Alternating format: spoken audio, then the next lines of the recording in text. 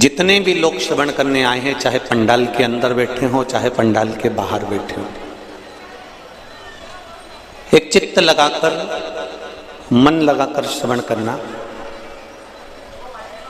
और उस परमात्मा से विश्वास रखकर, उस परमात्मा से अपने दिल की बात कहते हुए 7 दिन की कथा को नियम से श्रवण करना। जितने लोग आस्था चैनल के सामने सुन रहे हो, चाहे फेसबुक यूट्यूब पर सुन रहे हो, उनसे भी कहेंगे दिल लगाकर श्रवण करो। मन और हृदय, इन दोनों का जो दरवाजा है ना, वो बड़ा विचित्र है।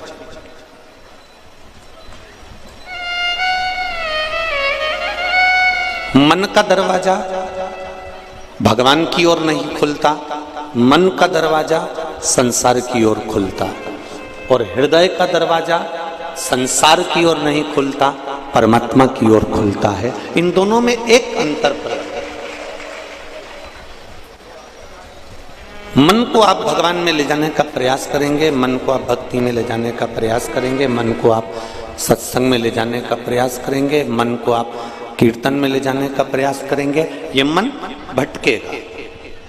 थोड़ी देर तक भजन में चले जाएगा, थोड़ी देर कीर्तन में चले जाएगा, थोड़ी देर मंत्र जाप में चले जाएगा, थोड़ी देर स्मरण में चले जाएगा, उसके बाद ये मन भटक कर फिर संसार में चला जाएगा। पर हृदय, चित्त, वृत्ति एक बार अगर परमात्मा के दरवाजे पर चली गई तो फिर ये हृदय, ये चित्त, ये वृत्ति फिर भटकती नहीं है, फिर एकाग्रित हो जाती है परमात्मा के चरणों की। तेरी कृपा बिना ना हिले एक भी अणु, लेते हैं श्वास तेरी कृपा से तनु तनु। बखान क्या करूं मैं राखों के ढेर का, चपटी बबूट में खजाना कुबेर का। हे गंगाधार मुक्ति द्वार ओमकार तू, भोले ओमकार तू। आयो शरण तेरा शंभु तार तार तू।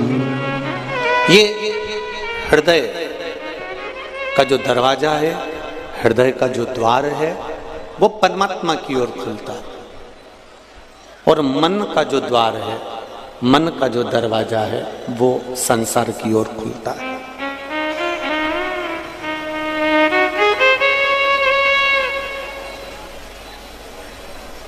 आप ध्यान लगाना जरा इस हृदय को शिव तक ले जाने के लिए।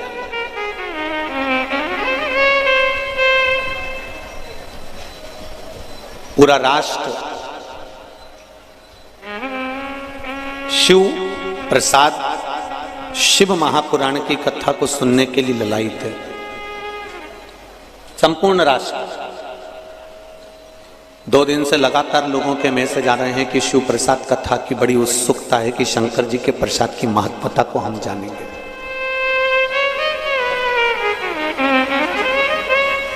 और यह भी मेरा विश्वास करता है, प्रसाद खाने के बाद आनंद जरूर आता है, चाहे नाथद्वारे का प्रसाद खा लो, चाहे सांवरिया सेठ का खा लो, चाहे तिरुपति का खा लो। यदि प्रसाद खाने के बाद आनंद प्राप्त होता है, जरूर उसका फल मिलता है, तो एक बात निश्चित है कि शिव प्रसाद, शिव महापुराण की कथा सुनने के बाद भी तुम्हें जरूर कुछ ना कुछ प्राप्त होने वाला है, ये निश्चित है। बस उसको आप दिल से, हृदय से, चित्त से, मन से उसको रमाओ।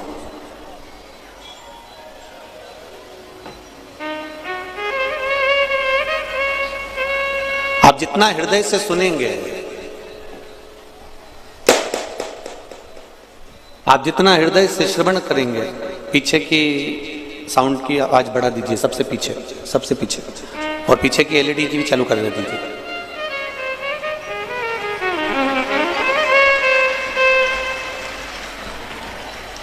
आप जितना चित्त को, हृदय को, मन लगाकर, इस चित्त को लगाकर जितना श्रवण करेंगे उतना सुख का अनुभव होगा। महाराज शिव महापुराण की कथा कर रही है।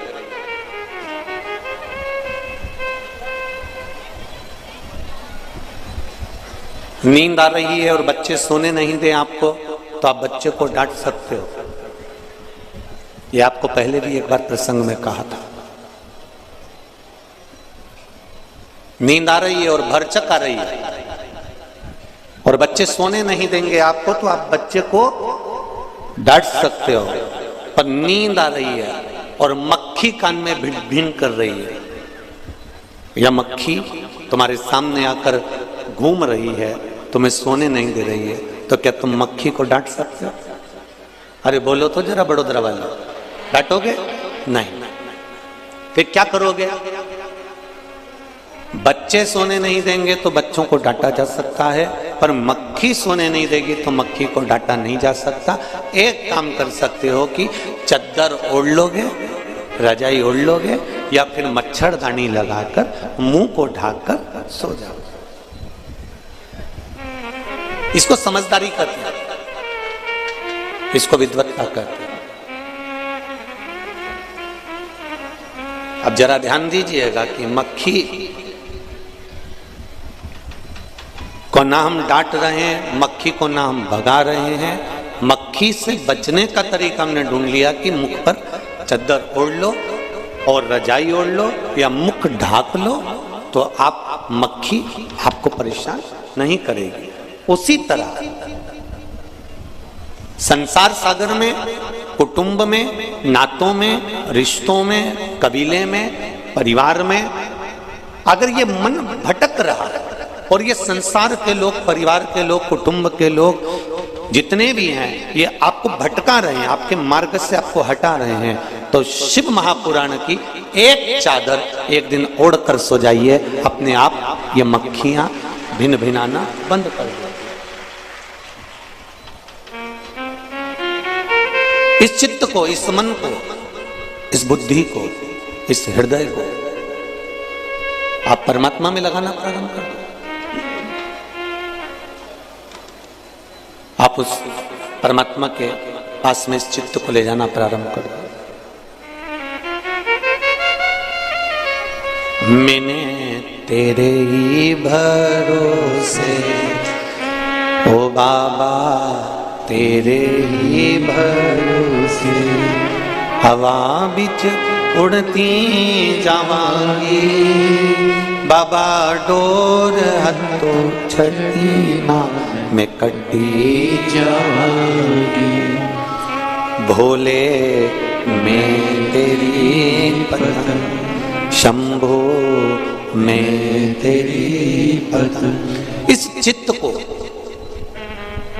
जब ये भटक रहा हो, ये मन जब भटक रहा हो, ये हृदय जब भटक रहा हो, तब उसके लिए सबसे सुंदर साधन है भगवान का भजन, भगवान की अविरल भक्ति। शिव महापुराण की कथा कर रही है।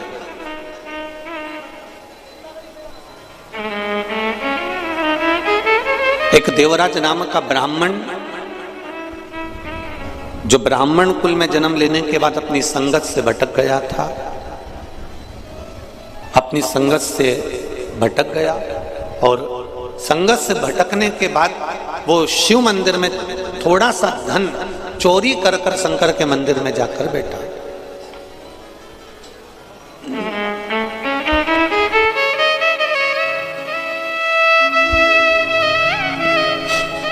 शिव मंदिर में जाकर वो बैठा। अब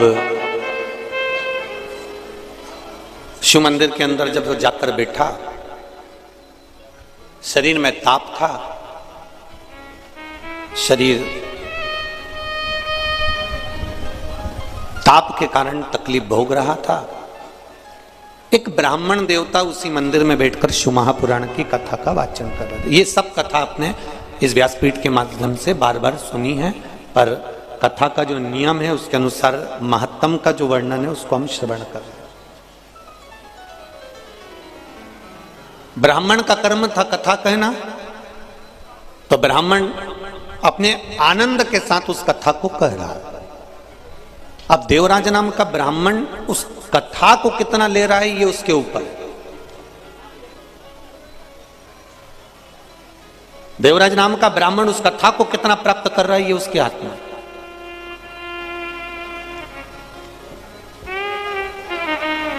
100 रुपए लगाकर ऑटो में, 150 रुपए खर्च कर कर ऑटो में आप इतनी दूर कथा सुनने के लिए आए। अब ये आपके ऊपर है कि आप कितना ग्रहण कर रहे हैं, कितना प्राप्त कर रहे हैं। भगवान शिव से आप कितनी दिल की बात अपने देवाधिदेव महादेव से कह रहे हैं और भगवान शंकर से अपने हृदय से गुणगान कर रहे हैं। आपने लगाया 100 रुपए ऑटो में खर्च कर दिया, उससे कह दिया भैया मुझे वहां तक छोड़ आना, वो छोड़कर चले भी गया। आपने पति से भी कह दिया कि मुझे वहां तक छोड़िया, मुझे वहां तक ले जाओ। आपने अपने बच्चों से कह दिया मुझे कथा के स्थान तक छोड़िया। छोड़ने का काम उनका था, वो छोड़कर चले गए।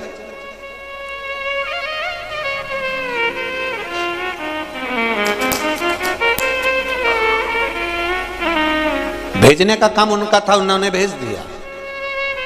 अब जितने लोग इस कथा में श्रवण करने के लिए बैठे हैं इन पंडालों के अंदर, दोनों तीनों पंडाल और जो बाहर के पंडाल हैं उनके अंदर जहां जहां आप लोग बैठे हुए हो, तो ये अब आपके ऊपर है कि आप इसमें कितना ग्रहण कर रहे हो, कितना प्राप्त कर रहे हो।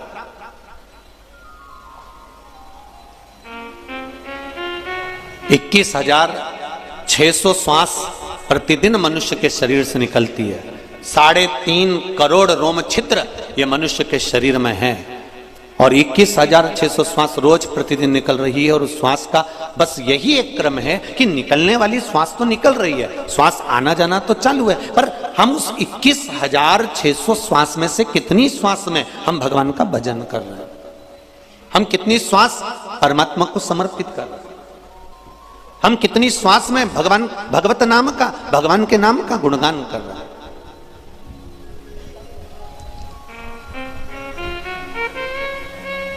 यहाँ मंडपिया से सांवरिया सेठ मंदिर से स्वयं सांवरिया जी पधारे हैं, ब्राह्मण देवता सांवरिया जी को लेकर पधारे हुए हैं, पुजारी जी खुद भगवान सांवरिया जी को लेकर पधारे हैं। अब ये हमारे ऊपर है कि हम सांवरिया जी का दर्शन किस भाव से करते हैं।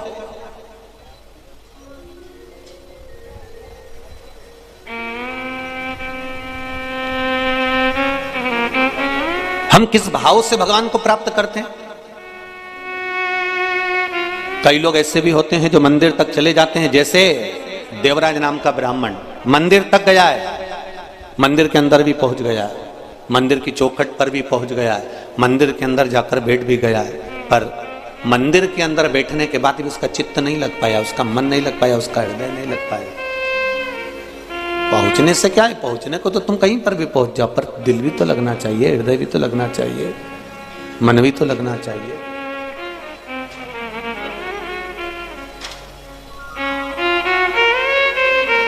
पहुंच गए मंदिर तक। देवराज नाम का ब्राह्मण मंदिर में जाकर बैठ भी गया, पहुंच भी गया। और ब्राह्मण जो शिव महापुराण की कथा का वाचन कर रहे हैं, ब्राह्मण जो शंकर भगवान की कथा कर रहे हैं, वो ब्राह्मण जयघोष भी कर रहे हैं। ऐसा नहीं है, बार बार ब्राह्मण कर रहा है हर हर महादेव, बोल बम का नारा है, जम के बोलो जरा, बाबा एक सहारा है। अब वो चिल्लाए भी, आवाज लगाए भी, बोले भी, पर देवराज की चित्तवृत्ति, देवराज का मन वह नहीं पहुंच रहा। उसको तो ताप है शरीर में, कष्ट है उसके शरीर, मन नहीं लग पा रहा उसका, हृदय नहीं लग पा रहा उसका।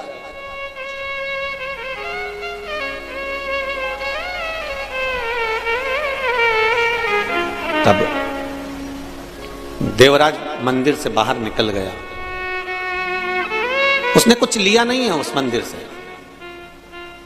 उस मंदिर से उसने कुछ प्राप्त नहीं करा, उस मंदिर से उसने कुछ लिया नहीं। मंदिर से बाहर देवराज पहुंच गए, एक बेलपत्री के वृक्ष के नीचे जाकर बैठ गए। अभी भी उसका मन, अभी भी उसकी चित्तवृत्ति भगवान के प्रति नहीं है। ब्राह्मण देवता ने जो शिव महापुराण की कथा कही, उसमें उसको लगा कि महाराज बार बार क्यों चिल्ला रहा है, हर हर महादेव क्यों बोल रहा है, और इतनी तेज तेज हर हर महादेव बोल रहा है, मेरा सिर दुख रहा है, और वो चल दिया।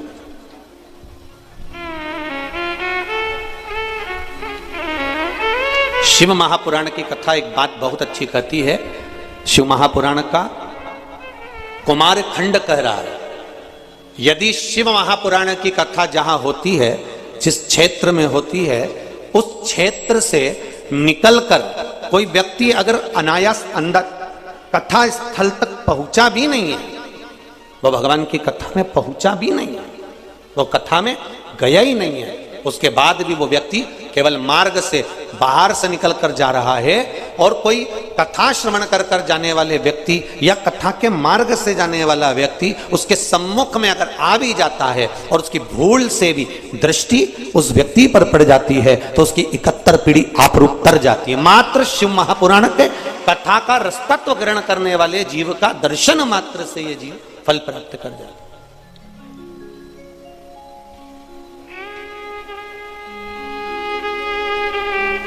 अब इतने सारे आप लोग पधारे हो, ढेर, अब इतने सारे आप लोग आए हैं कथा सुनकर। जिस ऑटो में बैठकर जाओगे, गाड़ी में बैठकर जाओगे, कोई अगर कथा में नहीं भी आया ना, तो वो गाड़ी में बैठे हो ना, तो उस गाड़ी में भी अगर तुम्हारे कपड़े का स्पर्श भी हो गया, तुम्हारे से छूकर कोई हवा उस तक पहुंच भी गई, तो अब जरा विचार करो, इतने आए हो, और जो बड़ोदरा के नी भी आए ना, ये निश्चित है शिव महापुराण की कथा उन तक का कल्याण करने वाली है, क्योंकि कहीं ना कहीं किसी ना किसी रूप में ये पवन, ये हवा, और आप जिस मार्ग से, जिस कॉलोनी से, जिस सोसाइटी से, जिस रास्ते से आए हो, वहां तक तो जाओगे, अपने घर तक तो पहुंचोगे। और ऑटो वाला कहां तक छोड़ देगा तुमको? नीचे तक, बिल्डिंग तक तो जाओगे। उस बिल्डिंग तक पहुंचने में भी तो 8-10 घर पड़ेंगे। 8-10 घर में तुम्हारे पांव की रज तो गिरेगी, और गिरेगी तो कल्याण तो करेगी। अभी कथा हुई थी इंदौर में, तो हमने कहा था वो कोरोना की जो बीमारी होती है ना, उसकी जो कोरोना का जो इन्फेक्शन है, जो बीमारी है, काय से फैलती है? छुआछूत से। तुमने कोई का कपड़ा छू लिया, बीमारी लग गई। बोलो सही है कि गलत है? अरे जम के तो बोलो, सही है। तुमने कोई हाथ लगा लिया, बीमारी हो गई। कोई गेट छू लिया, बीमारी हो गई। हॉस्पिटल का कोई सामान छू लिया, बीमारी हो गई। सब्जी का बैग उठा लिया। इसलिए पहले जब जैसे ही कोरोना चला तो पहले ही मना कर दिया कि साफ बंद कर दिया। बंद करने का कारण क्या था? तुम्हें घर में लाकर बिठा दिया कि तुम कहीं जाओगे नहीं तो छुओगे नहीं। पर फिर भी लोग इतने चतुर हैं, इतने चतुर हैं कि इनका तो मन ही नहीं करता ना बिगर जब तक घर से नहीं निकल जाए। तो कैसे भी, मैं अब भी घूम के आया, भले कोई नहीं निकला तो भी गाड़ी से भुर भुर करके अब कह रहा मैंने तो किसी को छुआ ही नहीं। कहां गया था? बस बाजार। पेट्रोल पंप चालू था, हाँ। पेट्रोल डलवाया, हाँ। मैंने तो किसी को छुआ ही नहीं। पेट्रोल डलवाया, डालने वाले ने ढक्कन बंद करा, गाड़ी टच हुई, तूने अंदर बैठा पैसे का लेन देन करा, बोले छुआया कि नहीं छुआया? भले तुम्हारी दृष्टि में नहीं आया कि मैंने किसी को छुआ ही नहीं, तुम तो बिल्कुल कड़क, मैंने किसी को नहीं छुआ। कई लोग कहते हैं मैंने कभी किसी का बुरा ही नहीं किया। भगवान ऊपर से देखता रहता है, अरे ओ भेरू। भगवान भी कहता है मुझे सब मालूम है, तू ये मत सोच कि तूने किसी का बुरा नहीं करा, मेरे को सब मालूम है। अभी 3 दिन पहले की बात है, बैठा हुआ था बाहर गार्डन में, और बैठे बैठे एक मच्छर तेरे ऊपर आके बैठ गया, और तूने अब बोल रहा है कि मैंने किसी का बुरा ही नहीं किया। निपटाया कि नहीं निपटाया? अब कहे लोग कहने वाले मैंने किसी को नहीं छुआ, इसके बाद भी हमारे घर में बीमारी आ गई, समझ में नहीं आया, फिर भी कोरोना आ गया। स्पर्श मात्र से अगर कोरोना बीमारी फैल सकती है, तो ये शिव महापुराण की कथा कर रही है, सुनकर जाने वाले के मात्र स्पर्श दर्शन, उसके चरण की रज से भी मेरे शिव की करुणा हो सकती है, कृपा हो सकती है, ये निश्चित।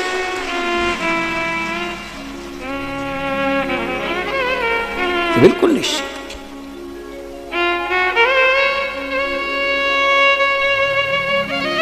प्रसाद, शिव महापुराण की कथा चल रही है और प्रसाद का मतलब क्या होता है? प्रभु का साक्षात दर्शन। प्रसाद जो अपन लिखते हैं प्रसाद, उसका मतलब ही केवल इतना है कि प्रभु का साक्षात दर्शन। अब जरा विचार करिएगा, बहुत अच्छे से कथा सुनना। ये 7 दिन की शिव महापुराण की कथा, प्रसाद शिव महापुराण की कथा है। पूरा देश सुनने के लिए बैठा हुआ है और बड़ी ललकता से लोग फेसबुक यूट्यूब तक चालू कर करके बैठे हैं कि हमें प्रसाद की महत्वता समझना है। तो पहले तो सबसे पहले देवराज की कथा से प्रसाद की शुरुआत करते हुए अपन आगे बढ़ते हैं कि प्रसाद की मूलता क्या।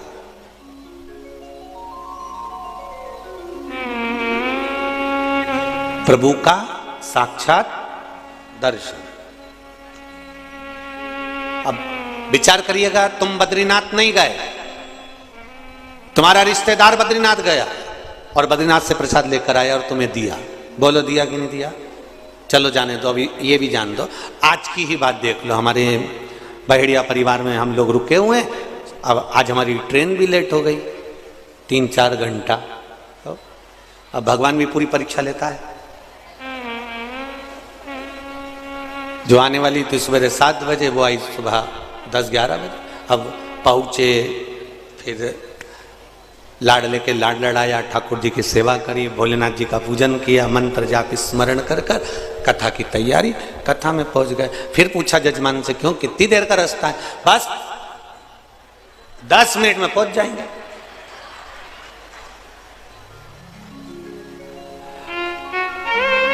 अच्छा है इन सबकी रिश्तेदारी यमराज से नहीं है,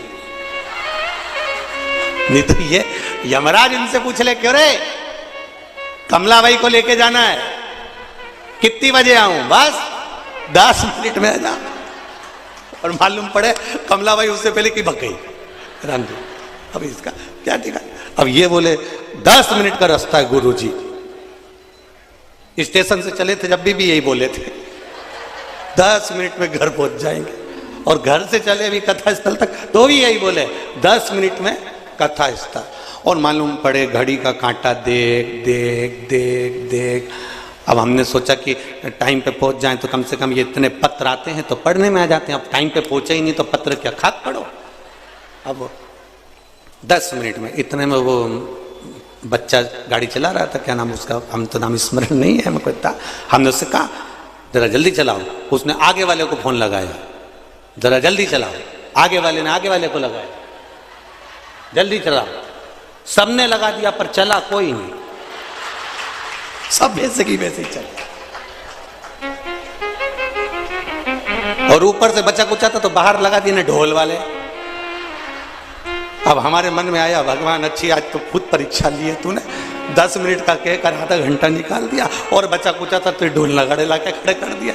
अब इनके बीच में थोड़ा, अब बेचारे इतनी देर से ढोल बजाए, अपन उनको नी भी देखो तो उनको भी बुरा लगे। बताओ, गुरुजी आया और फूला फूला चले गया तो मन लगता तो है। तो अब उनका भी बजा लो तुम तो बजा लो। अब ढोल वालों की भी आदत, दूल्हा सामने रहे तो और दम दम के बजाए।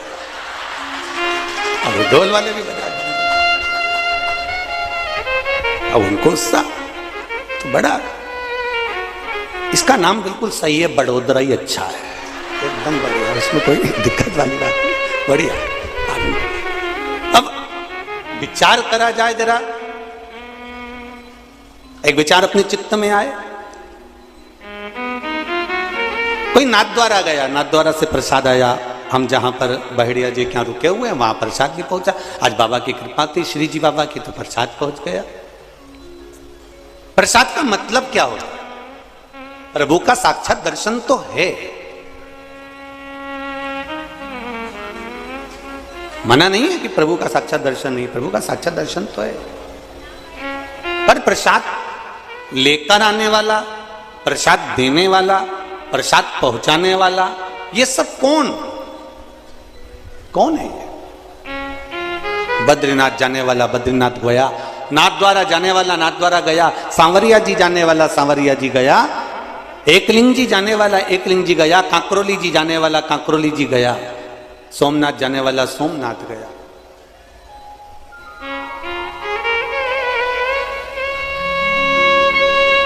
जाने वाला जा रहा है और लाकर प्रसाद तुम्हारे हाथ में दिया, उसका सार तत्व क्या है? शिव महापुराण की कथा, शिव प्रसाद शिव पुराण की कथा कहती है, जब भगवान के मंदिर का प्रसाद अनायास, हमने सोचा ही नहीं था कि नाथ द्वारा का प्रसाद आ जाएगा, हमने सोचा ही नहीं था कि बद्री विशाल का प्रसाद आ जाएगा, हमने सोचा ही नहीं था कि सोमनाथ जी का प्रसाद आ जाएगा। अचानक अगर प्रसाद हमारे घर पर, हमारे द्वार पर, हमारे घर के अंदर, हमारी हथेली पर, हमारे हाथ में या हमारे परिवार में प्रसाद अगर आ रहा है, तो यह विश्वास मानकर चलना कि मेरे श्री जी बाबा को, मेरे बद्रीनाथ जी को हिचकी आई है, वो तुम्हें याद कर रहा है कि तू भी चल कर।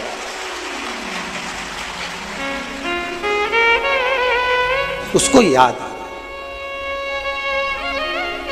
उसने प्रसाद के माध्यम से,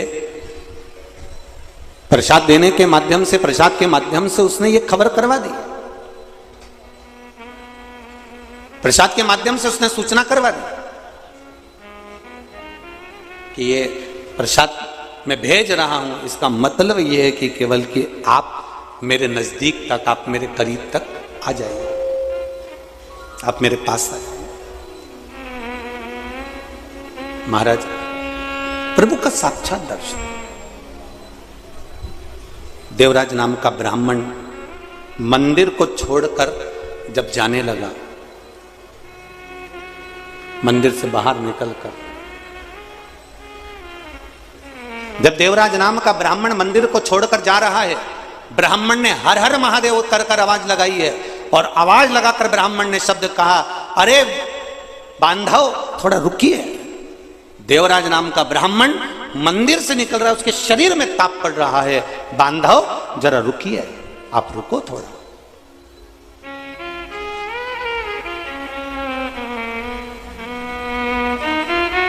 बांधव रुको जरा। और देवराज नाम के ब्राह्मण ने पलट कर देखा, मुझे किसने रोका है, कौन मुझे रोक रहा है, कौन मुझे रोक रहा है। पलट कर देखा, और जब पलट कर देखा कि कौन मुझे रोक रहा है, तब देखा कि जो ब्राह्मण देवता शिव महापुराण की कथा का वाचन कर रहे थे, जो ब्राह्मण देवता शंकर भगवान की कथा का वाचन कर रहे थे, जो ब्राह्मण देवता शिव महापुराण का वाचन कर रहे हैं, वो ब्राह्मण देवता मुझे रोक रहे हैं और कह रहे, बांधव थोड़ा सा रुक जाइए, बांधव थोड़ा रुकिए, थोड़ा रुक जाइए। देवराज ब्राह्मण रुका नहीं है।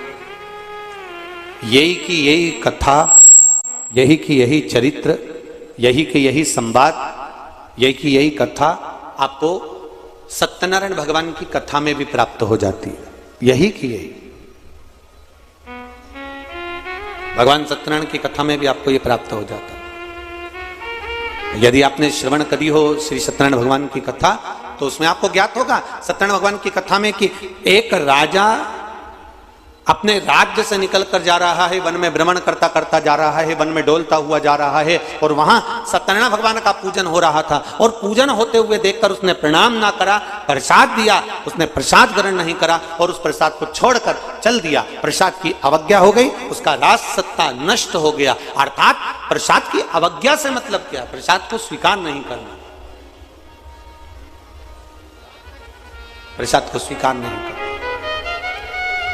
महाराज शिव महापुराण की कथा कर रहे, भगवान शंकर का चरित्र कर रहा है, भगवान शंकर का संवाद कर रहा है। अब जैसे देवराज ब्राह्मण के सम्मुख में बार बार आवाज लगाकर कहा गया, शब्द कहे गए, देवराज ब्राह्मण के सम्मुख में फिर आवाज लगाकर कहा, अरे बांधव रुको, ए बांधव रुको। उसके बाद भी देवराज नाम का ब्राह्मण नहीं रुका, वो अपने गंतव्य की ओर, अपने मार्ग की ओर चलता जा रहा, चला जा। अब देवराज ब्राह्मण ने पलटकर जरूर देखा पर रुका नहीं है, और वो देवराज ब्राह्मण एक बेलपत्री के वृक्ष के नीचे जाकर बैठ गया। जब बेलपत्री के वृक्ष के नीचे जाकर बैठा, वहां जाकर विराजमान हुआ, तब समय आया, और ये कथा आप लोगों ने सुनी है कि यम के दूत आ रहे थे, उनको रोककर भगवान शंकर के गण आ गए, भगवान शिव स्वयं आ गए, और भगवान शंकर स्वयं आकर उनको लेकर जाने लगे। भगवान स्वयं उनको लेकर जाने लगे। बोल विश्वनाथ भगवान की। हरि ओम में ओम समाया है, मेरा भोला नगर में आया है। हरि ओम में ओम समाया है, मेरा भोला नगर में आया है। हरि ओम में ओम समाया है, मेरा भोला नगर में आया है। हरि ओम में ओम समाया है, मेरा भोला नगर में आया है।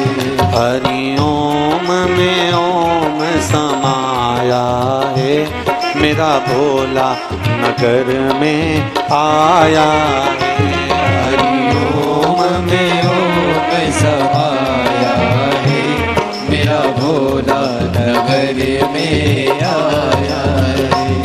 मेरा भोला नगर में आया है।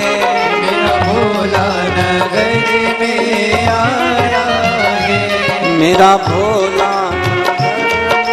आया है। मेरा भोला नगर में आया है। हरि ओम में ओम समाया है, मेरा भोला नगर में आया है। हरि ओम में ओम समाया है, मेरा भोला नगर में आया है। पीछे वाले भी ताली से बजे तो बड़े आनंद के साथ दोनों तीनों पंडाल में बड़े भाव के साथ बैठे।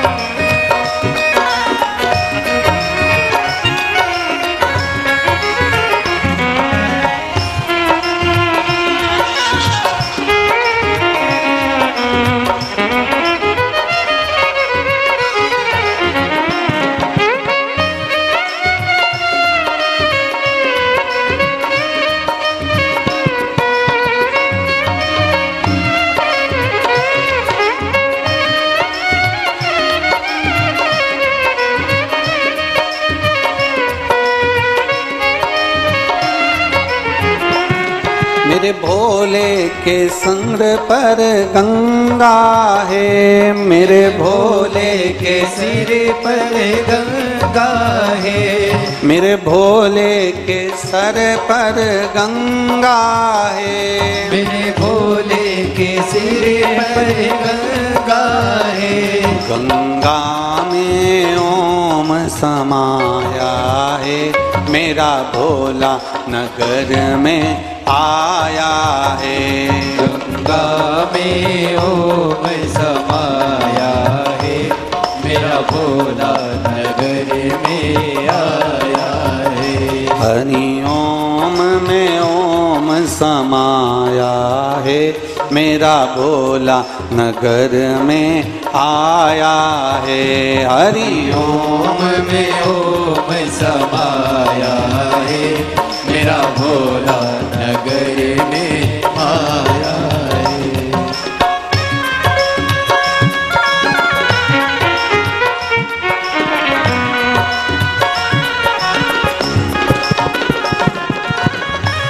गाने वालों के साउंड सेट करिए, आवाज़ में वैसा भराव वगैरह रखिए बात, सारे वाद्य यंत्र और सबके गाने वालों के।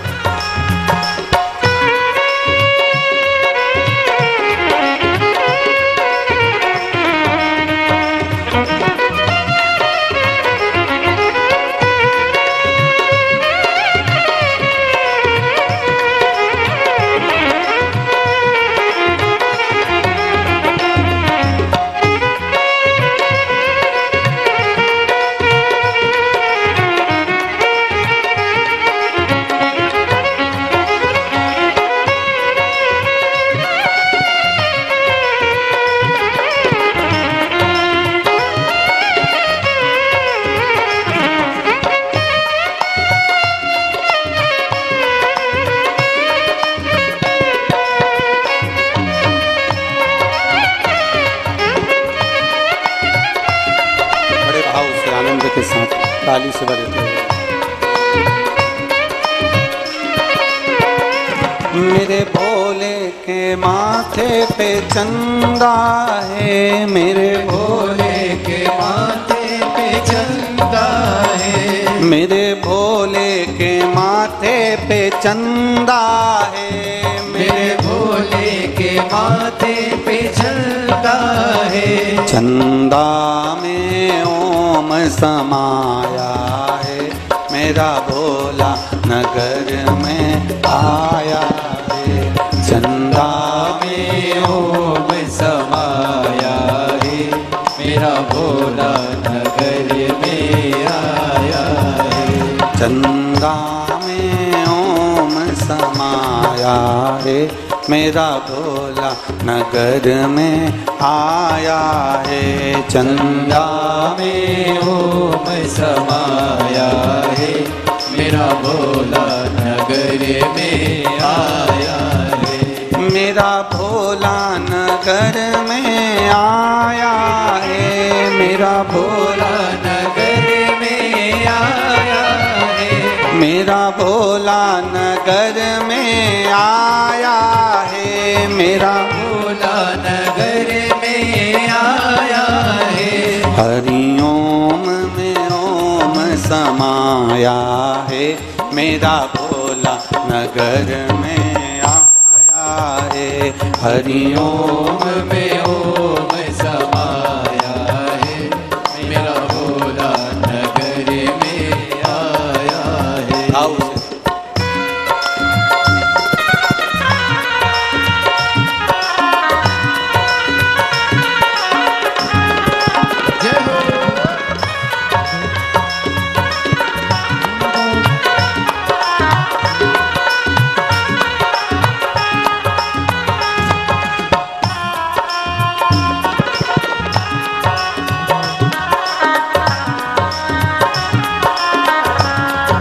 शंभो शंभो।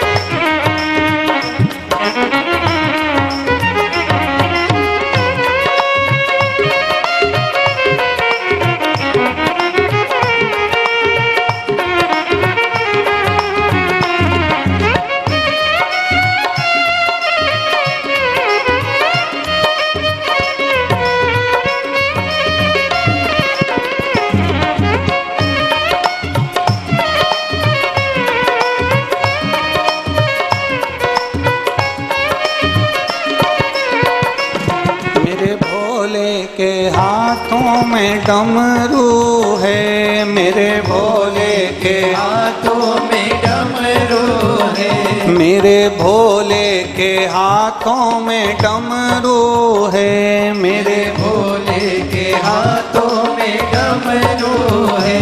डमरू में ओम समाया है, मेरा भोला नगर में आया है। डमरू में ओम समाया है, मेरा भोला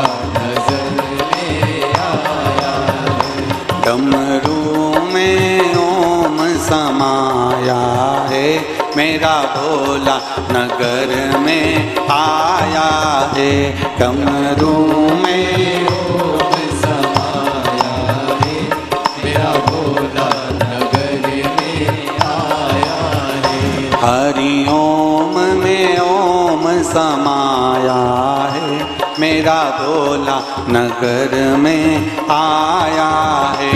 हरि ओम में ओम समाया है, मेरा भोला नगर में आया है। हरि ओम में ओम समाया है, मेरा भोला नगर में आया है। हरि ओम में ओम समाया है, मेरा भोला नगर में आया। हर हर महादेव। अपनी जगह बैठकर भगवान शिव से अपने हृदय की बात, अपने दिल की बात, अपने मन की बात बाबा देवादिदेव महादेव से कहें। राम मालिक है, अपने हृदय की बात, अपने चित्त की बात, अपने मन की बात देवादिदेव महादेव से प्रार्थना करें। हृदय की बात बाबा देवादिदेव महादेव से, मूल मंत्र का स्मरण सभी भाव से करें। श्री शिवाय नमस्तुभ्यं, श्री शिवाय नमस्तुभ्यं, श्री शिवाय नमस्तुभ्यं, श्री शिवाय नमस्तुभ्यं, श्री शिवाय नमस्तुभ्यं। भोला सब दुख काटो मारा, ओ भोला सब दुख काटो मारा। शिव शंकर जपो तेरी माला, भोले बाबा जपो तेरी माला। भोला सब दुख काटो मारा, ओ भोला सब दुख काटो मारा। देवराज नाम का ब्राह्मण बेलपत्री के वृक्ष के नीचे बैठा हुआ है। भगवान शिव की कृपा देखिए।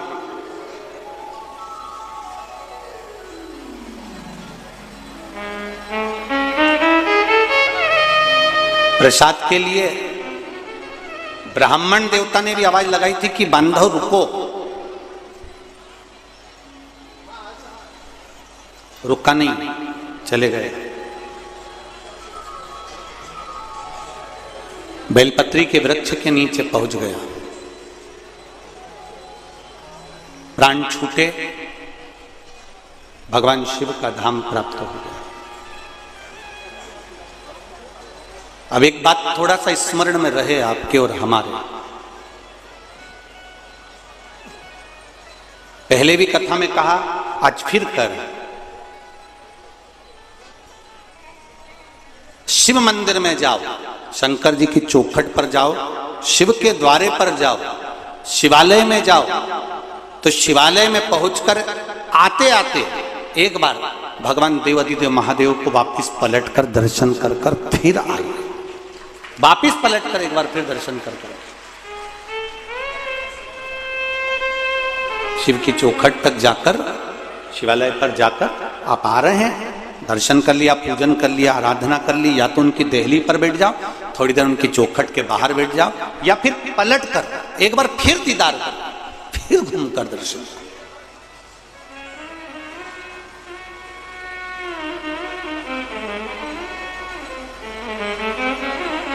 जब हम द्वार पर से घूमकर भगवान का दर्शन करते हैं तो मणिभद्र की कृपा, भगवान शिव का जो द्वारपाल है मणिभद्र, उसकी कृपा हम पर जरूर होती है, उनकी उदारता, उनकी दया हम पर जरूर होती है, ये निश्चित है। शिव कृपा कर रही है, शिव कथा कर रही है,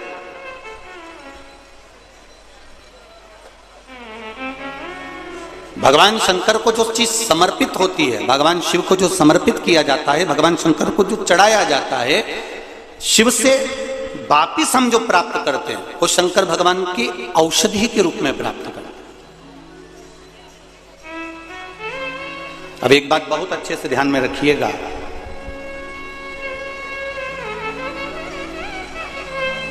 किसी संत के दरवाजे पर, किसी सदगुरु के द्वार पर, भगवान की चौखट पर, भगवान के मंदिर में, देवालय में जब हम जाते हैं तो हम संत के द्वार पर जब हम जाते हैं तो कुछ ना कुछ उस संत के द्वार से बन सके,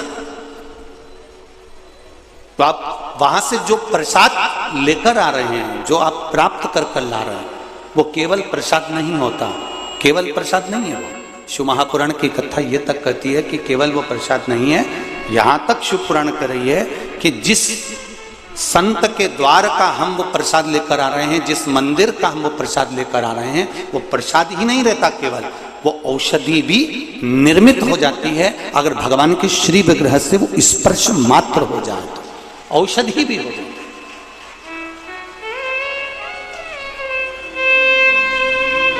वो एक औषधि के तुल्य भी है।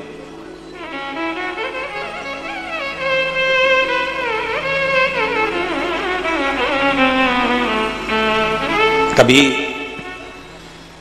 सांवरिया जी जाएं, कभी नाथद्वारा जाएं, कभी काकरोली जी जाएं, कभी सोमनाथ जी, कभी तिरुपति जाएं, कभी द्वारका जी जाएं।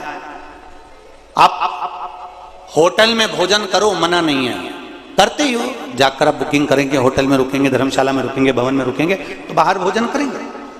पर कभी अगर मौका लग जाए द्वारकाधीश जाने का, सोमनाथ जाने का, या नाथद्वारा जाने का, या सांवरिया जी, या जहां आप जाते हैं, काकरोली जी, एकलिंग जी, जहां जाएं, वहां जाकर आप एक बार पूछें, क्यों साहब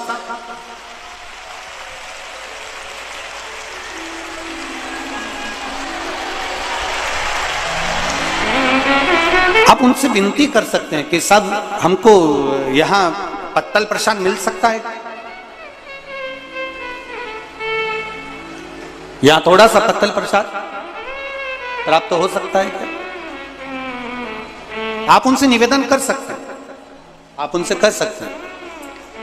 और निवेदन जैसे 4 जगह शादी हो रही है, आप समझ लेना जरा, 4 जगह पर शादी चल रही है और एक जगह पर कहीं अन्नकूट महाप्रसाद चल रहा है, तो शिव महापुराण की कथा यहां तक कहती है कि 4 जगह पर 56 भोग क्यों ना बनाओ, उसको भी थोड़ी देर के लिए छोड़ दो, पर कहीं अन्नकूट की महाप्रसादी अगर हाथ में भी प्राप्त हो रही है तो वो हमको औषधि प्रदान कर देती है, वो हमको सुख प्रदान कर देती है, वो हमको अमृत तत्व प्रदान कर देती है, वो हमको अमृत तत्व दे जाता है। अब देवराज नाम का ब्राह्मण जब चला, ब्राह्मण ने आवाज लगाई, बांधव रुको, देवराज नहीं रुका।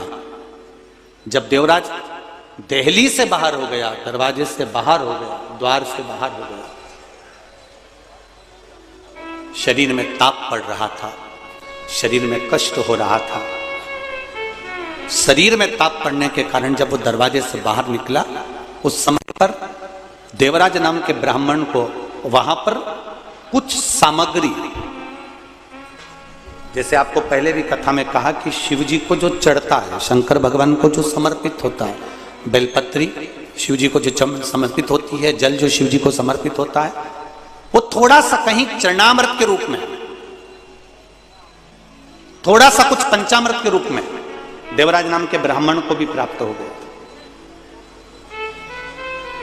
बहुत अंतर है महाराज। देवराज नाम के ब्राह्मण ने वो चरणामृत, वो पंचामृत जो द्वार पर मिल रहा था शिव मंदिर के, उसको लिया जरूर है पर उसको पान नहीं करा, उसको छोड़ दिया गया, एकांत में कहीं ले जाकर उसको डाल दिया गया। अब जरा ध्यान देना, कितना कितना हमारे यहाँ शास्त्र कह रहा है कि मान लो आपके सामने सांवरिया जी का प्रसाद आ गया, नाथद्वारा का प्रसाद आ गया, बद्रीनाथ का प्रसाद आ गया, द्वारका जी का प्रसाद आ गया, तिरुपति का प्रसाद आ गया, या 12 ज्योतिर्लिंग में से किसी ज्योतिर्लिंग का प्रसाद आ गया, और मान लो आपका व्रत है, और आप वो प्रसाद नहीं ग्रहण कर सकते, तो फिर क्या करोगे? शिव महापुराण की कथा कहती है उसको हाथ में लेकर मस्तक से लगाकर भले आप दूसरे को प्रदान कर दो, और प्रसाद अगर तुम्हारे पास में आया है तो उसका स्पर्श जरूर करिए। उस स्पर्श मात्र से भी आपको सुख का अनुभव होगा, मात्र स्पर्श मात्र से। और चलो सहज भाषा में, शिव मंदिर के बाहर आ रहे हो, शंकर की चौखट से बाहर आ रहे हो, शंकर भगवान के द्वार से बाहर आ रहे हो, पीछे पलट कर देख लिया, ठीक है। नहीं पलट कर देखा तो देहली पर भी अगर आपने हाथ फेर लिया, और द्वार पर भी यदि आप हाथ फेर कर हृदय से लगाकर, मस्तक से लगाकर वापिस आ भी जाते हो, तो उसमें भी प्रसाद का ही फल प्राप्त होता है। शिव की चौखट पे प्रसाद का फल मिल जाता है।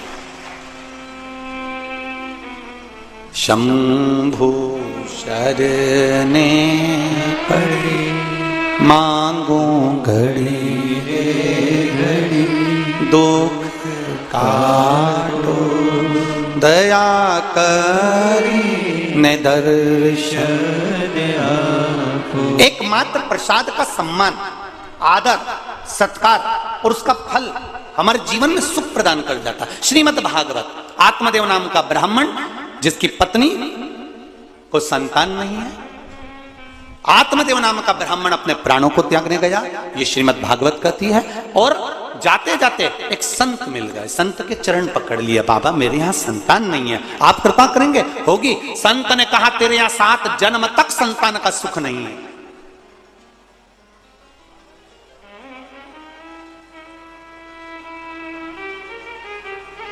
तेरे यहां 7 जन्म तक संतान का सुख नहीं है।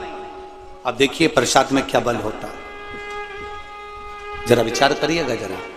तेरे यहां 7 जन्म तक संतान का सुख नहीं है, आत्मदेव ब्राह्मण ने चरण पकड़ लिया है, आप कृपा करोगे तो संतान तो होगी, ये निश्चित है। आप अगर करुणा करेंगे, आप दया करेंगे तो मुझे संतान प्राप्त होगी, ये निश्चितता है। आप कृपा करिए। कहा मेरे पास आपको देने के लिए कुछ भी नहीं है। तब आत्मदेव नाम के ब्राह्मण ने कहा संत की जो झोली होती है वो खाली नहीं होती है, उस झोली में संत के पास भले कुछ ना हो पर वो झोली में कुछ ना कुछ भरा जरूर होता है। मैं जानता हूं आपकी झोली में जरूर कुछ होगा और आप मुझे प्रदान करेंगे, ये निश्चित है, आप मुझे देंगे। देखिए अब होता है कोई कोई आपको, कई लोग मिलेंगे जो आशीर्वाद भी दे देंगे, कई लोग मिलेंगे जो आपको बेल भभूति भी दे देंगे, कई लोग मिलेंगे जो आपको बहुत कुछ अपने पास से निकालकर आनंद की कोई वस्तु भी दे देंगे। पर शिव महापुराण की कथा कहती है शंकर भगवान के पास जाओगे, शिव के द्वार जाओगे तो भगवान शंकर को आपने केवल 1 लोटा जल जो चढ़ाया है, शिव को जो बेलपत्र समर्पित करी है, शिव को जो 1 दावना चावल का समर्पित करा है, शंकर को 1 फूल की अगर पंखड़ी भी चढ़ाई है, तो शिव कथा कहती है आपको मांगने की जरूरत नहीं पड़ेगी। जब आप पात्र लेकर घर जाएंगे तो शिव खुद उसको भरकर भेज देता है, उसमें मांगने की जरूरत नहीं पड़ती। और उसका प्रमाण देखिए, एक पत्र आया है,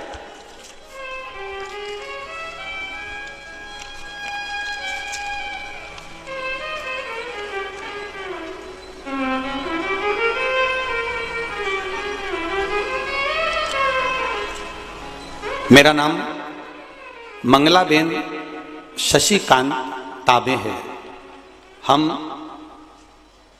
बड़ोदरा मकरपुरा में रहते हैं। कहीं बैठी हो मंगलाबेन शशिकांत जी ताबे, कहीं बैठी हो तो हाथ हिलाइएगा इस तरह से दोनों, अगर कहीं बैठी हो तो।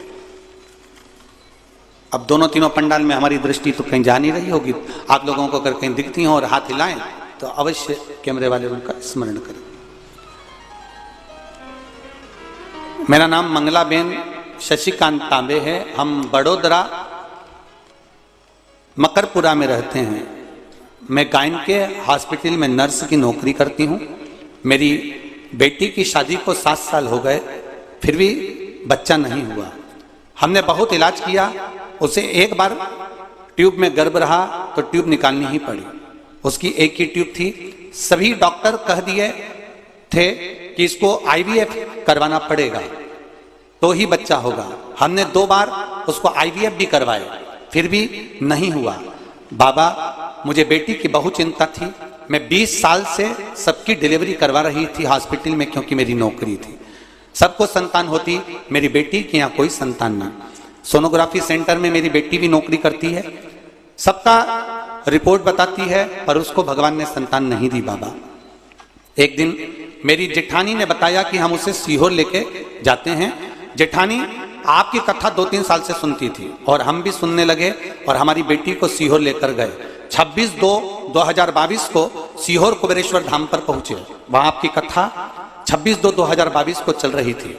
मैं बाबा को बोल के आई, बाबा भोलेनाथ कृपा करना, कंकर शंकर की पूजन करके आई, आप तो दुनिया का भाग्य बदलते हो, मेरी बेटी के यहाँ संतान दे दो। वहां से आए, सफेद आंकड़े की जड़ वाला उपाय जो शिवरात्रि पर आपने कथा में कहा था, पार्थिव शिवलिंग का निर्माण करवाया था, वो सब हमने करा और बाबा की कृपा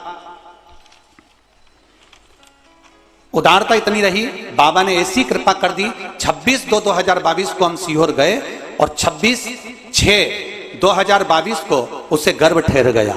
हमने 20 दिन बाद डॉक्टर को दिखाया तो डॉक्टर भी आश्चर्य में पड़ गया कि इसके गर्भ में संतान है। गुरुदेव बाबा से विनय, बाबा से निवेदन, 6ठा महीना बाबा की कृपा से, बाबा की उदारता से चल रहा है और बच्चा भी स्वस्थ है और उसकी माँ भी स्वस्थ है। बस ऐसी कृपा करना कि उसके गर्भ से संतान सुखी हो। ये शिव है। और देखिए 26/2/2022 को कुबेरेश्वर गए और 26/6/2022 को गर्भ ठहरे। शिव कृपा की उदारता, करुणा। आप शंकर के मंदिर जाओ, आप शिव की चौखट पर जाओ, आप शिव के द्वार जाओ। एक पत्रोर है, एक पत्रोर देखिए, बच्चे का फोटो भी लगाया है। आस्था चैनल के माध्यम से आप लोग देख रहे होंगे। मेरा नाम ध्रुव समर्पति है। मैं बड़ौदा की रहने वाली हूं। कहीं बैठी हो तो हाथ हिलाइएगा। मेरी शादी को 4 साल हो चुके थे, लेकिन मुझे गर्भ नहीं ठहरा। डॉक्टरों का इलाज भी करवाया पर कोई आराम नहीं लगा, कोई रिजल्ट नहीं आया। बाबा की कृपा से आपने जो पशुपति व्रत, महादेव का व्रत किया और 3 सोमवारी पूर्ण हुए थे और बाबा की कृपा से सफेद आंकड़े की जड़ वाला प्रयोग करा और शिव की कृपा से मैं गर्भवती हो गई और बाबा की कृपा से मेरे यहाँ एक संतान का जन्म हुआ। मैं बाबा को प्रणाम करने, नमन करने के लिए। ये शिव तत्व है, ये शंकर, ये ओघड़ी है। तेरी कृपा बिना न हिले एक भी अणु, लेते हैं श्वास तेरी कृपा से तनु तनु। बखान क्या करूं मैं रातों के ढेर का, चपटी भभूत में खजाना कुबेर का।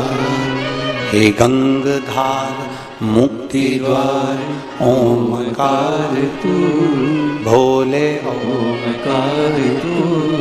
आयो शरण तिहारी शंभुकार तार तू। यदि हम भगवान शिव के मंदिर जा रहे हैं, एक लोटा जल चढ़ा रहे हैं, एक बेलपत्र चढ़ा रहे हैं और बेलपत्र भी तुम नहीं लेकर गए हो, शिव जी पे चढ़ी हुई बेलपत्र उठाकर ही अगर हम शंकर भगवान को समर्पित कर रहे हैं तो ये निश्चित है उसका सुख हमको अवश्य प्राप्त हो, उसका आनंद हमको अवश्य प्राप्त हो, उसका फल हमको अवश्य मिले।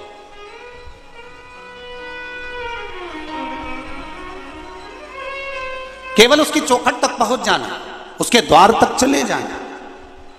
और फिर निवेदन है, शिव महापुराण की कथा आप लोग सुन रहे हैं। शिव प्रसाद, शिव महापुराण की कथा का आज प्रथम दिन प्रारंभ हुआ है।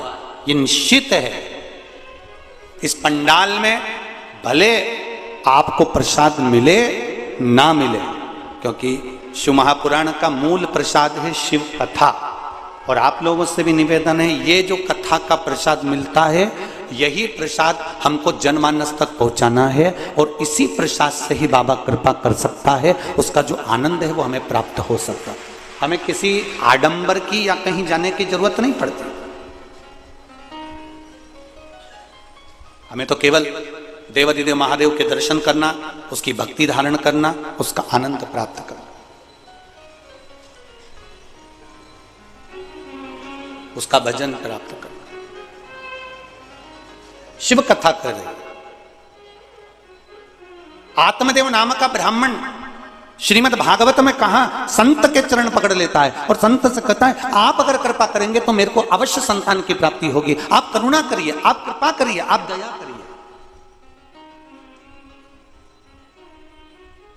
ब्राह्मण ने कहा तुम्हारे यहां 7 जन्म तक संतान नहीं है, संत की झोली खाली नहीं रह सकती, ये मैं जानता हूं, आपकी झोली कभी खाली नहीं होगी।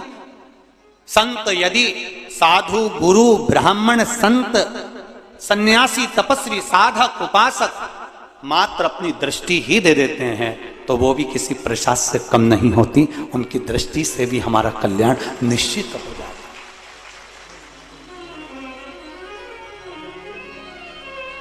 आप केवल अपनी दृष्टि ही दे देंगे तो कृपा होगी। पकड़ लिया संत का चरण, नहीं माना, संत ने अपनी झोली में से फल निकाल कर दिया, ये श्रीमद् भागवत कहती है। वो फल देकर कहा ये तेरी पत्नी को खिला देना, और वो फल प्रसाद का मिला था और वो फल प्रसाद का उसने अपनी पत्नी को दिया और कहा गर्भ ठहर जाएगा। और पत्नी ने क्या करा, आप लोगों ने तो खूब भागवत सुनी, बड़ौदा में तो खूब भागवत होती, बड़ोदरा के अंदर। फिर क्या हुआ, वो फल उसने किसको खिला दिया, जम के बोलो जरा, गाय को खिला दिया। अब वो गाय से जो संतान हुई वो गोकर्ण हुई, और इसको संतान नहीं हुई तो इसने अपनी सहेली से संतान को ले लिया, उसका नाम धुंधकारी हो गया।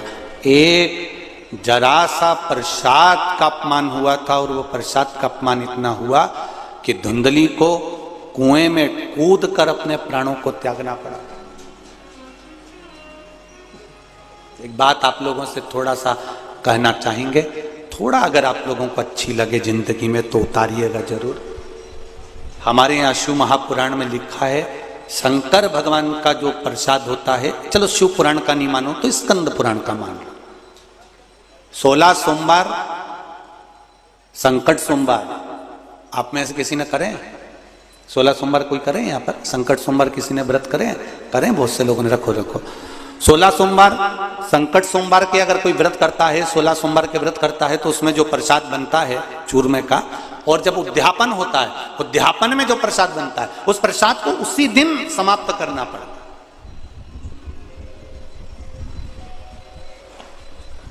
उसी दिन रात भर शिव का प्रसाद नहीं रखा था।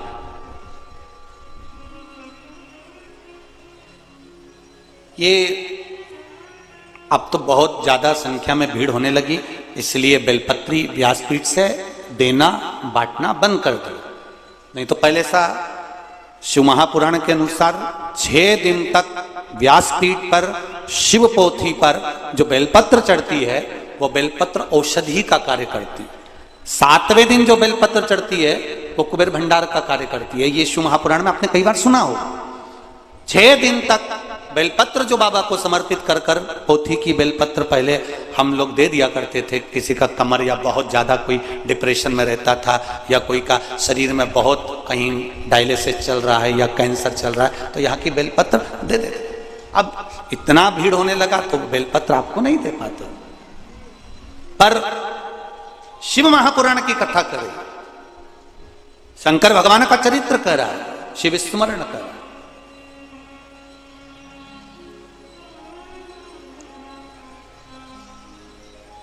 कि मात्र बेलपत्र का दर्शन ही, शिव प्रसाद का मात्र स्पर्श ही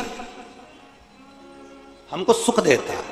और हम जब व्यासपीठ से बेलपत्र देते थे तो हम एक बात जरूर कहते थे कि इस बेलपत्री को रात भर नहीं रखना, आप रात से पहले उसको प्रसाद के रूप में जो लेकर गया है वो चबा चबा कर उसको खा ले। ये हमने पहले की कथाओं में आपने सुना होगा। किस किस ने सुना है? सुना है सबने?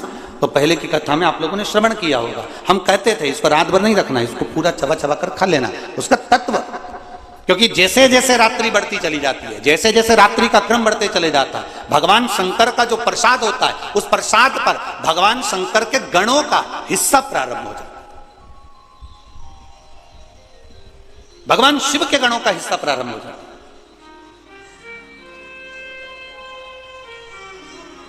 मध्य रात्रि के पहले पहले तक आप भगवान शंकर की जो बेलपत्र है भगवान शिव का जो आप लोग कई माताएं, किसी के शरीर में कपड़ दर्द है, किसी के घुटने में दर्द है, किसी के कमर में दर्द है, वो शिव मंदिर जाती है, जल चढ़ाती है, एक बेलपत्र बाबा की उठाकर वहां खा लेती है, लेकर आती है, बहुत अच्छा काम। उसको लाकर आपने रख दिया, रखा है, पड़ा हुआ है, थोड़े दिन तक रखा रहा।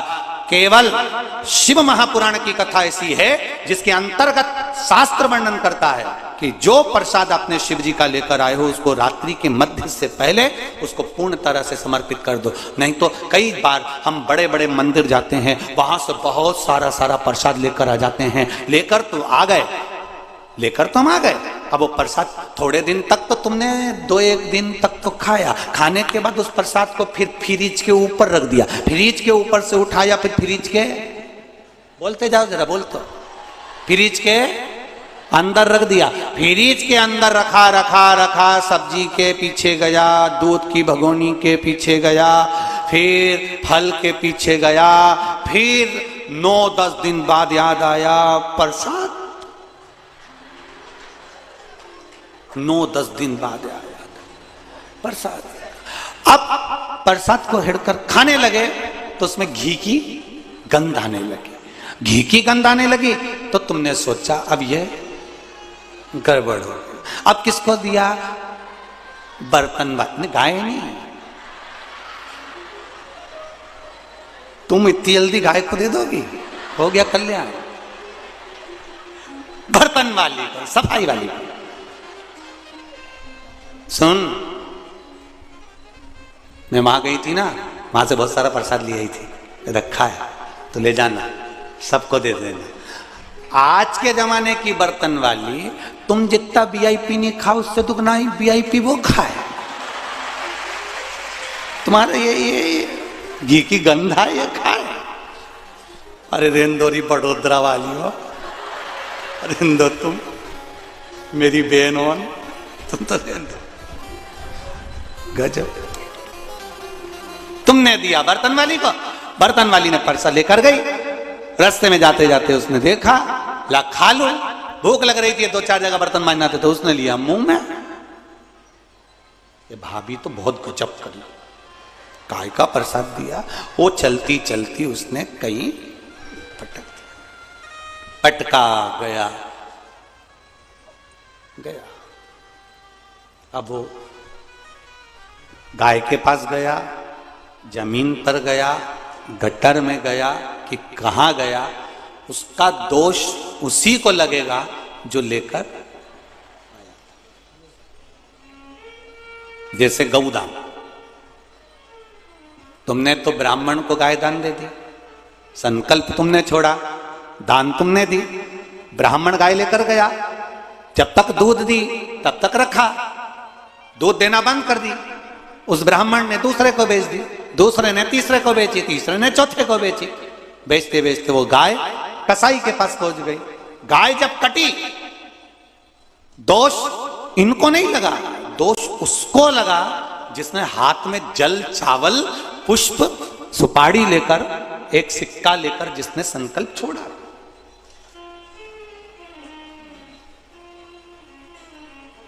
बेटी का कन्यादान अगर पिता करता है और बेटी को अगर ससुराल में दुख होता है, जितने लोग रिसेप्शन में आए हैं दुख उनको नहीं होगा, बोलो रीजी जी, होगा? सबने गुलाब जामुन खाई और बेटी को दुख आया तो सब छाती तान के खड़े हो कि बेटी को दुख कैसे आ गया? कोई नहीं बोलेगा, सब मुंडा बंद करके बैठ जाएंगे, सब खा पी के गए। लिफाफा 500 का तुम्हें दे गए और तुमसे 500 कदम की दूरी बना गए कि अब इस शादी के मामले में हमसे बात मत करना कि सुख है कि दुख है। पर जिसने कन्यादान करा वो बाबुल रोएगा कि नहीं रोएगा? वो बाप रोएगा कि नहीं रोएगा? वो मां रोएगी कि नहीं रोएगी? अगर बेटी को दुख होगा तो संकल्प देने वाला उसको रोना पड़ता ही है। तुमने संकल्प दिया और तुमने दी गाय, और वो गाय अगर दुख पा रही है, वो गाय अगर भूखी है, वो गाय अगर प्यासी है, वो गौ माता अगर कसाई के हाथ कट रही है तो दुख तुमको भोगना पड़ेगा, नरक तुमको भोगना पड़ेगा। अब तुम कहोगे हमने तो ब्राह्मण को दे दी थी, तो ब्राह्मण को दी तो ब्राह्मण ने क्या तुमसे जाकर कहा था कि मुझे गाय ला कर दो? और ब्राह्मण ने यह कहा था कि वो गाय तुम मुझको देना तो मैं संभाल लूंगा। तुमने कहा हमारे दादाजी चले गए तो गौदान करना है, हमने दादी जी चली गई तो गौदान करना है, इसलिए हमारा सनातन धर्म कहता है गाय उसी को दो जहां पर गौ माता की सेवा हो सके। बेटी को ऐसी जगह मत दो कि बहुत धन देख लिया।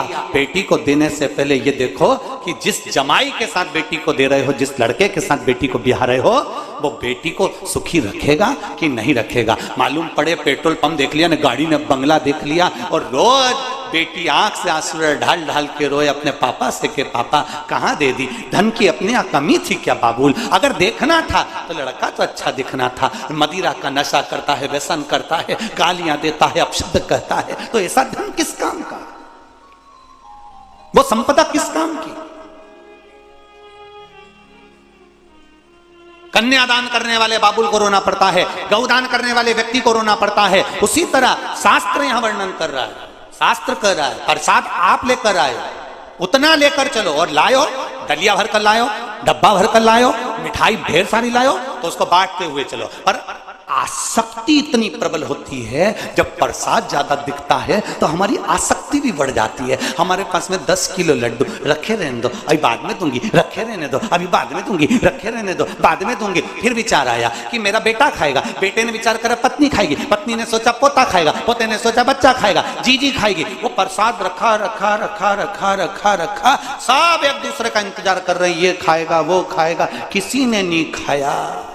आखिरी में वो फ्रिज में गया, छुप गया, छुपने के बाद फिर वो बर्तन वाली के पास, फिर वो जमीन पर गया, उसका दोष भुगतना पड़ा। फिर किसी ने कहा गुरुजी हम मेहनत तो बहुत करते हैं पर हमको उतना फल नहीं मिलता, उसका कारण क्या है? अर्थात तुमने किसी ना किसी स्थान के प्रसाद का अपमान करा है, तुम्हारे फ्रिज में वो सड़ता रहा है, पड़ा रहा है, उसको तुमने सदगति प्रदान नहीं करी, इसलिए फिर तुम कहो, फिर किसी के यहाँ जाओगे साहब हमारा व्यापार थोड़े दिन चलता, थोड़े दिन चलता ही नहीं है, हमारा मन अशांत रहता है, कारण क्या है बताओ? अब पंडित जी तो कहेंगे कि तुम्हारे यहाँ वास्तु दोष है, काल सद दोष है, पितृ दोष है, ये दोष है, पर पंडित जी ने ये थोड़ी ना कहा कि तुम अभी घूमने गई थी वहां से प्रसाद लाई थी, 15 दिन तक पड़ा रिया, लाई और रखा। अब और सरल भाषा में लो, तुम अपने मायके से तुम्हारी बहन की छोरी को लेके तुम अपने ससुराल आई, और समझ लो बड़ोदरा वाली, और अच्छे से समझ लो, और जितने आस्था चैनल पे सुन रहे हैं वो भी समझ लो। तुम गई मायके अपनी बहन की छोरी को ले आई, अब बहन की छोरी को लेकर आई, एक दिन बहन की छोरी का सम्मान करा, 2 दिन करा, अब वो बहन की छोरी को थोड़ी पढ़ाई करना थी तो उसने मासी मैं यहीं रह जाऊं, मासी ने कहा अब उस बहन की छोरी का सम्मान तुम्हारा ना पति करे, ना तुम्हारे छोरा छोरी करे, ना तुम्हारी सास करे। ईमानदारी से बोलो वो बहन की छोरी यहाँ रहेगी क्या? बोलो बोलो जम के बोलो, नहीं रहेगी ना? वो तो कह देगी मासी ओ मासी, मासी बोले हाँ बेटा, ये सब लगाते मुझे फांसी, मैं जा रही हूँ मासी। अब वो तो छोड़ी और चल, उसने कहा बेटा तुझे अच्छा नहीं लग रहा? नहीं मासी ऐसी कोई बात नहीं, मैं तो ठीक हूँ। नहीं बेटा किसी ने कुछ कह दिया? नहीं मासी ऐसी कोई बात नहीं। वो चेहरे से पहचान गए। उसी तरह जब तुम इतने लाड़ प्यार से अपनी बहन की छोरी को लेकर आए, उसका आदर नहीं हुआ तो बहन की छोरी नहीं टिकती है। और दूसरी बार वो बहन की छोरी से तुमने कहा चल मेरे घर, अब आएगी? अरे बोलो तरी उधर टेंट वाले, बोलो जरा आएगी? नहीं आएगी। क्यों? एक बार गई थी और इसने सम्मान नहीं करा, क्या करना? और वो 4 जगह कह देगी चले मत जाना मासी के यहाँ। उनकी सास और उनकी औलाद बहुत मुंह सड़ा है। जैसे तुमने बहन की छोरी के लिए कहा वैसा कि वैसे ही प्रसाद में, कभी मत जाना इसके घर में, प्रसाद खाने के नाम छोरा कहे मैं डाइटिंग कर रहा हूं, छोरी के मम्मी तो ऑयली में नहीं खा सकती, सास के मेरे मुंडा में सोफा सेट हुई तो मुझसे तो चबे ही नहीं, और पति के मुझे ये ढोंग प्रपन पसंद नहीं, तो फिर बच्ची तू अकेली तो बहन की छोरी को क्यों लाई? समझ गए? समझ में आ रहा है कि नहीं आ रहा है? समझ में आ रहा है ना?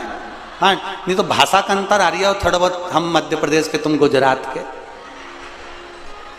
कहीं अगर थोड़ी बहुत आ जाए तो ठीक है, नहीं आए तो पड़ोसन का मुंडा देख ले, बस उतने में समझ जाना कि इसको समझ में आ गया, मतलब अपने को, ठीक है। अब उसमें तुम्हें समझ जाना इतना।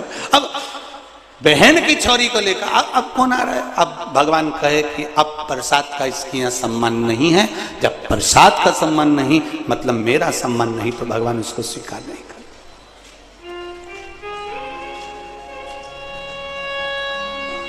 एक प्रसाद के 2 टुकड़े हो गए थे, एक प्रसाद के 2 टुकड़े हो गए थे, 2 टुकड़े।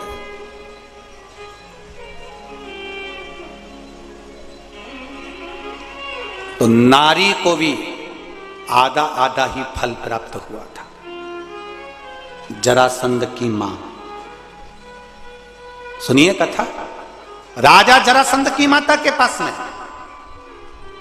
राजा जरासंध के पिताजी तप कर रहे हैं, देवता प्रसन्न हो गए, फल दे दिया, पर 24 घंटे के अंदर रात्रि होने से पहले यह फल खाना चाहिए। राजा जरासंध के पिता की 2 पत्नियां थी।